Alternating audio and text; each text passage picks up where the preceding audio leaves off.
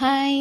சிக்கனில் நிறைய வெரைட்டி இருக்குது. இந்த மாதிரி மேரினேட் பண்ணி ஒரு தடவை கிரேவி செஞ்சு பாருங்கள். எப்படி செய்யுதுன்னு பார்க்கலாமா? அதுக்கு ஒரு மிக்சர் ஜாரில் இஞ்சி பூண்டு பச்சை மிளகாய் புதினா மல்லி நல்லா அரைச்சி எடுத்துக்கோங்க. இப்போ க்ளீன் பண்ணி வச்சுருக்க சிக்கனில் நம்ம அரைச்ச பேஸ்ட் ஆட் பண்ணிவிட்டு லெமன் ஜூஸ் நல்லா போட்டுட்டு நல்லா மிக்ஸ் பண்ணி விட்டுட்டு சால்ட் ஆட் பண்ணி ஒரு 1/2 ஹவருக்கு மேரினேட் பண்ணி வச்சுக்கலாம்.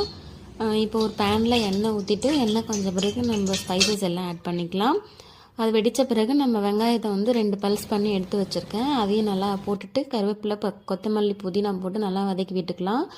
வெங்காயம் பச்சை ஸ்மெல் போன பிறகு ஒரு தக்காளி பழத்தை நல்லா மிக்சர் ஜாரில் அடித்து வச்சுருக்கேன். அந்த பியூரையும் ஆட் பண்ணிவிட்டு நல்லா வதக்கி விட்டுக்கலாம். இது வதங்கின பிறகு நம்ம மேரினேட் பண்ணி வச்சுருக்க சிக்கனையும் அதில் ஆட் பண்ணி நல்லா வதக்கி விட்டுக்கலாம். அதுலேருந்தே தண்ணி வரும் நமக்கு. அந்த தண்ணி நல்லா சுண்டுற வரைக்கும் நம்ம நல்லா வதக்கி விட்டுக்கலாம்.